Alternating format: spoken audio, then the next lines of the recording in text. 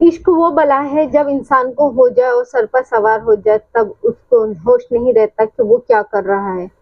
वो सारी मर्यादाओं का उल्लंघन कर देता है, सारे रिश्तों को तार-तार कर देता है जब ये इश्क जुनून बनकर सर पर सवार होता है तो। ऐसा ही कुछ हुआ है हमारे आज की इस कहानी में, जहाँ पर एक जीजा को हुआ है अपनी साली से इश्क और उसका परिणाम ये हुआ कि जीजा को सोना पड़ा है कब्र के अंदर। क्या था इस कहानी का सच, जानते हैं हम इस वीडियो में। आदाब, नमस्कार, सत श्री अकाल। मैं हूँ शबनम खान और आज फिर आपके सामने हाजिर हुई हूँ लेकर जुर्म की एक और अनोखी नई दास्तान। आज की ये सच्ची घटना है राजस्थान का एक जिला है बूंदी, वहाँ की, जहाँ पर एक कांस्टेबल रहा करता था जिसका नाम था अभिषेक शर्मा। उसके साथ माँ दयवंती और बहन शीतल भी रहा करती थी। 28 अगस्त 2019 शाम 7 बजे का समय था। अभिषेक शर्मा घर से अपनी ड्यूटी के लिए निकलता है। पास की चौकी में ही वो कांस्टेबल था।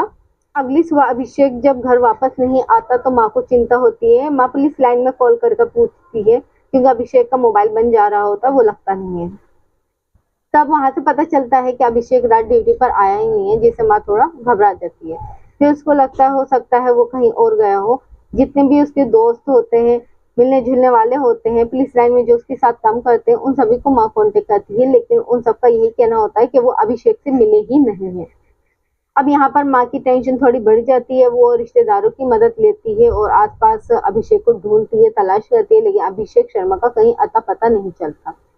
दिन बीतने के बाद भी अभिषेक घर वापस नहीं लौटता और मोबाइल भी चालू नहीं होता। 5 सितंबर को माँ दयवंती अभिषेक शर्मा की रिपोर्ट कराने पास की चौकी में पहुंचती है और बोलती है कि मेरा बेटा शाम 7 बजे 28 अगस्त को ड्यूटी के लिए निकला था, लेकिन वापस नहीं आया। उसका नंबर भी बंद है। मैंने सभी से पूछताछ की है, लेकिन किसी को उसकी खबर नहीं। अब मामला पुलिस के ही एक सिपाही का था, इसलिए पुलिस अपनी तफ्तीश तेजी से करती है। इस मामले की छानबीन की जाती है, अभिषेक शर्मा की कॉल डिटेल्स निकाली जाती है, उसकी लोकेशन निकाली जाती है।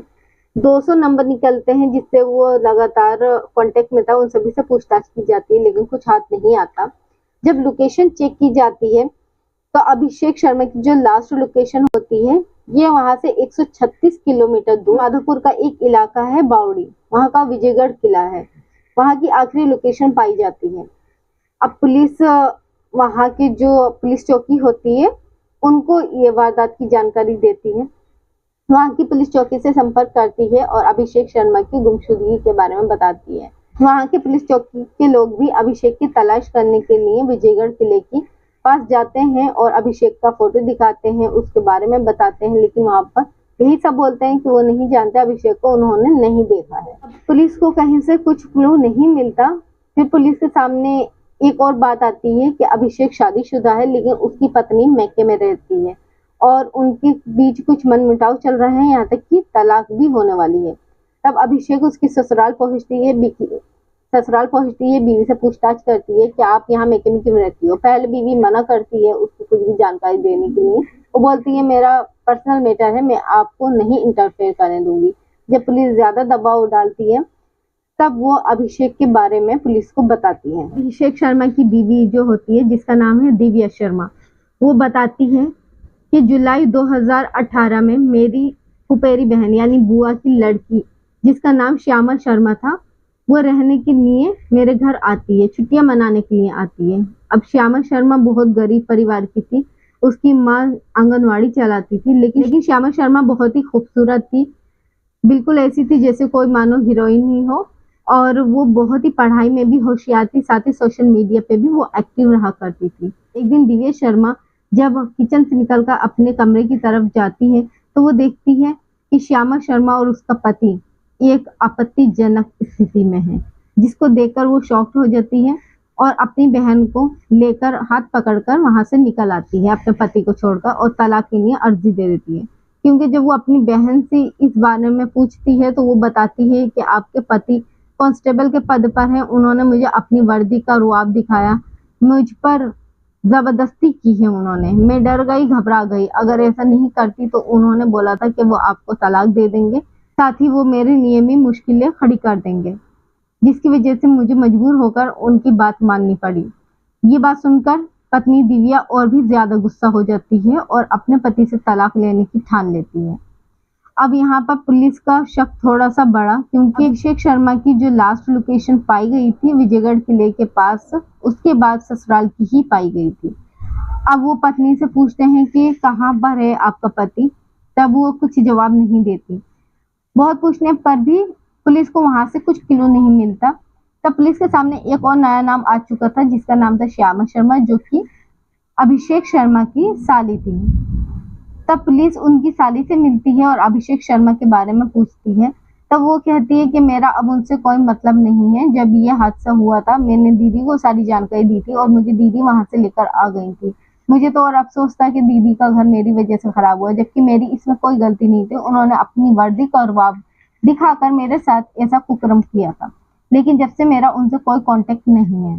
पुलिस को शक तो हो गया था श्यामा शर्मा पर और उसकी पत्नी पर भी, लेकिन पुलिस के पास कुछ भी सबूत नहीं होता है। इसलिए पुलिस दिव्या और श्यामा शर्मा दोनों के कॉल रिकॉर्ड को खंगालना शुरू करती है। दिव्या शर्मा के कॉल रिकॉर्ड में कुछ नहीं आता, जबकि जो श्यामा शर्मा थी, अभिषेक शर्मा की साली, उसके रिकॉर्ड से पता चलता है कि ये अभिषेक शर्मा से लगातार टच में थी, लेकिन उसके दूसरे नंबर पर उसका एक और पर्सनल नंबर था, उससे ये हमेशा कांटेक्ट में रहती थी। पुलिस लोकेशन चेक करती है तो श्यामा शर्मा और अभिषेक शर्मा की सेम ही लोकेशन दिखाई देती है।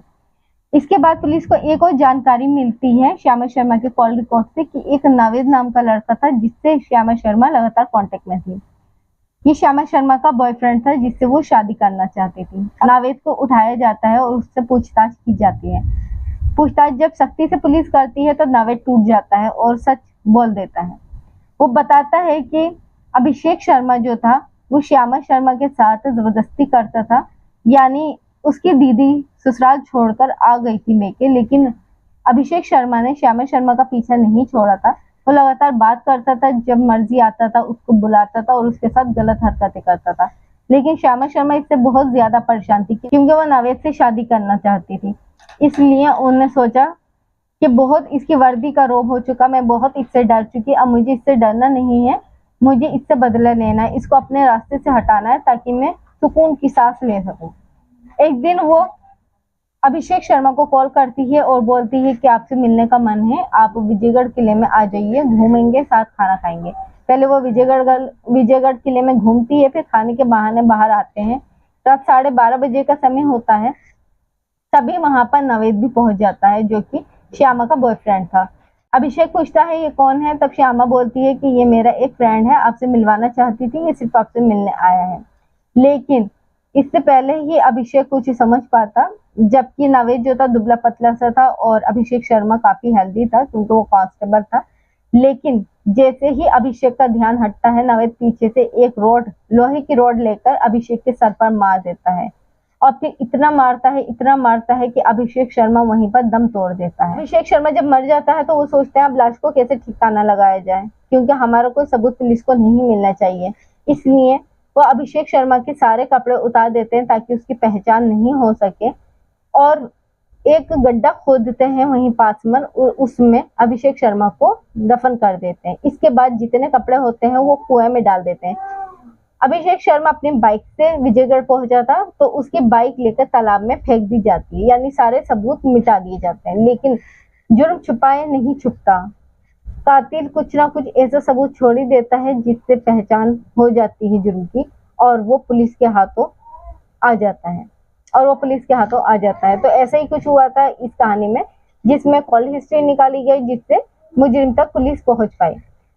अब श्यामा शर्मा को भी पुलिस उठाती है और उनसे पूछती है तुमने ऐसा क्यों किया। तब वो बोलती है कि मैं इससे बेइंतहा गुस्सा थी और परेशान थी। एक तो इसने मुझे अपनी हवस का शिकार बना रखा था अपनी वर्दी का रौब दिखाकर, दूसरा मेरी दीदी का भी इसकी वजह से और मेरी इस मजबूरी की वजह से घर खराब हुआ था। इसलिए मैं चाहती थी कि इसको अपने रास्ते से हटा दिया जाए, इसीलिए मैंने नावेद की मदद लेकर इसको रास्ते से हटाया। उन दोनों को हिरासत में ले लिया जाता है, लेकिन श्यामा शर्मा बताती है कि उसकी उम्र 18 से कम है, यानी अभी वो नाबालिग है, जिसके लिए वो अपने सारे आइडेंटिटी प्रूफ भी देती है अदालत को। लेकिन ये केस 3 महीने तक चलता है, जब तक कि श्यामा शर्मा बालिग हो जाती है और दोनों को ही सजा दी जाती है और अभी दोनों पुलिस की हिरासत में हैं। यहाँ पर आपने देखा कि जीजा की एक हवस ने अपनी पत्नी का तो घर खराब किया ही, साथ में अपनी जिंदगी से भी हाथ धो बैठा। साथ ही वो जो साली पढ़ने के लिए आई थी उसका भी मुस्तकबिल खराब कर दिया और वो भी जेल की 4 दीवारी पार आ गई। साथ ही जो उसका बॉयफ्रेंड था, जो कि बेकसूर था, इन सब बातों से अनजान था, लेकिन वो अपनी गर्लफ्रेंड के प्यार में इतना अंधा हुआ कि वो भी क्राइम कर बैठा और उसको भी जेल की हवा खानी पड़ी। दोस्तों, यहाँ पर हमारा मतलब आपको ठेस पहुंचाना नहीं है, आपको डराना नहीं है। हम सिर्फ इतना ही चाहते हैं कि आप जहाँ भी रहें अपना ख्याल रखें। कभी भी आप किसी के घर जाते हैं या कहीं भी रहते हैं तो कृपया करके होशियार रहें, क्योंकि सामने वाला कौन है, उसकी शक्ल में इंसान है या भेड़िया है, हम उसका पता नहीं लगा पाते। और जब तक कि हमें होश आता है तब तक बहुत देर हो चुकी होती है। ऐसा ही कुछ हुआ इस कहानी में, जहाँ पर एक नहीं कई जिंदगियां खराब हुई हैं।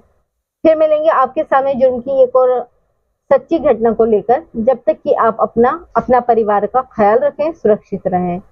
वीडियो अच्छी लगी है तो वीडियो को लाइक करके चैनल को सब्सक्राइब करना हरगिज नहीं भूलें, जिससे हमारा हौसला बुलंद होगा और हम आपके सामने ऐसी सच्ची घटनाएं लेकर आते रहेंगे। धन्यवाद। जय हिंद।